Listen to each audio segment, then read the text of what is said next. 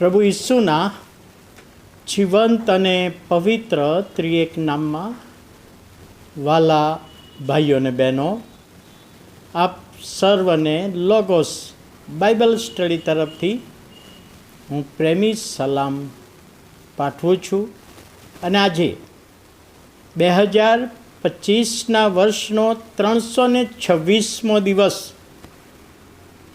22મી November 2025 અને શનિવારનો આ દિવસ પ્રભુએ આપણા જીવનોમાં બતાવ્યો છે, માટે પ્રભુનો ખૂબ આભાર માનીએ છીએ. કો વાડિસ જે લેટિન ભાષાનો શબ્દ છે, પણ એની પાછળ ઇતિહાસ જોડાયેલો છે અને વિશ્વાસ જોડાયેલો છે. પિત્તર જે પ્રભુ ઈસુનો શિષ્ય,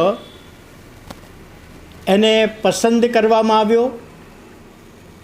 આંદ્રિયા એ જે ઓળખાણ કરાવી, એને સેવામાં તેડવામાં આવ્યો. પ્રભુ ઈસુની સાથે રહ્યો, 3 વખત નકાર કર્યો, રડીને પસ્તાવો કર્યો. 50માના દિવસે પ્રથમ સંદેશો આપ્યો. 3000 માણસો શરૂઆત કરી વિશ્વાસ કરીને મંડળીની, અને એ મંડળી વધતી જતી હતી. જ્યારે 64ની સાલમાં પ્રભુ ઈસુના મરણ 33માં થયું, અને ત્યાર પછી 64ની સાલમાં નીરો બાદશાહ એ રોમમાં એણે ભારે સતાવણી કરી.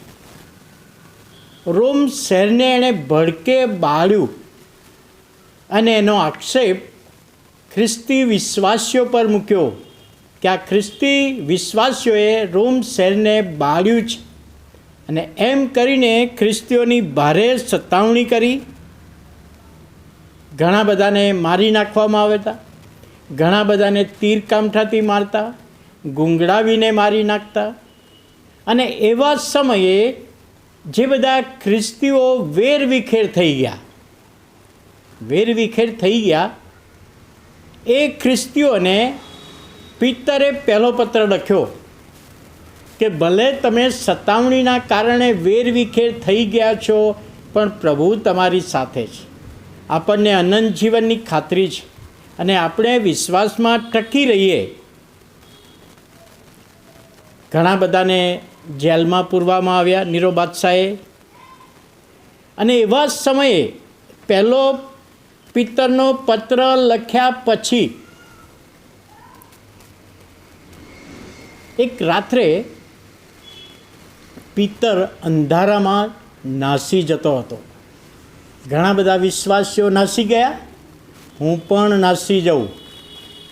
અને રાત્રે અંધારામાં તે નાસી જતો હતો.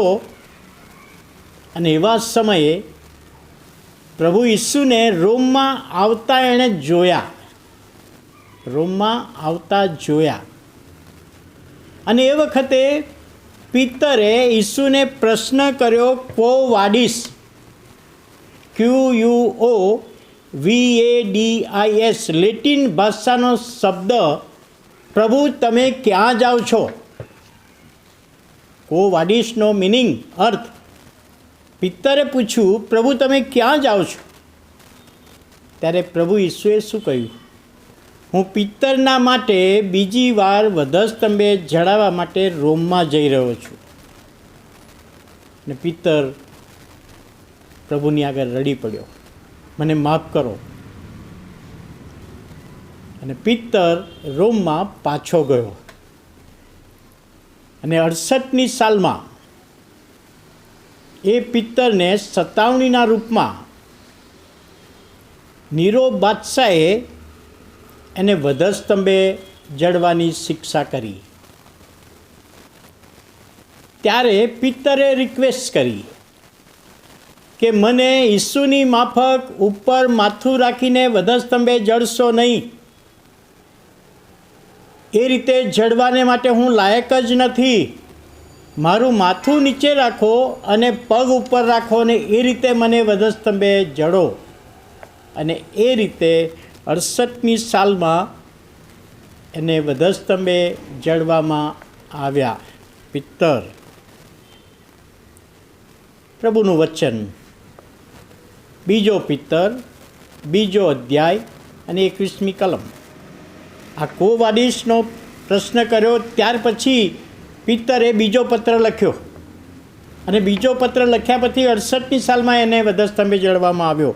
એટલે કે છે એકવાર ન્યાયીપણાનો માર્ગ જાણ્યા પછી તેઓને જે પવિત્ર આજ્ઞા આપવામાં આવી છે તેથી પાછા ફરવું તે કરતાં એ માર્ગ વિશે અજાણ્યા રહ્યા હોત તો સારું. એટલે ઘણી બધી વખતે વ્યક્તિઓ પ્રભુ ઈસુને સ્વીકારે છે અને કોઈકને કોઈક કારણસર પાછા પડી જાય છે. પિત્તર પાછા પડવાની તૈયારીમાં હતો, રોમ શહેર છોડીને જતો રહેતો અને પ્રભુ ઈસુએ એને જાણે કે પાછો વાળ્યો પ્રભુના અવાજે. ત્યારે એ પિત્તર લખ્યું છે, એકવાર પ્રભુને સ્વીકાર્યા પછી પાછા વળશો નહીં. અને આ વચન સમજવામાં આત્માની દોરવણી પ્રભુ આપણી સાથે રાખે. પ્રાર્થના કરીએ. વાલા પ્રભુ, અમે તમારો આભાર માનીએ છીએ, તમારા નામને ધન્યવાદ આપીએ છીએ. આજનું વચન પિત્તરની સાક્ષી અને જીવનને માટે આભાર માનતા તમારા હાથોમાં સોંપાઈએ છીએ. ઈસુ પ્રભુના નામમાં સાંભળો, માન્ય કરો. આમેન.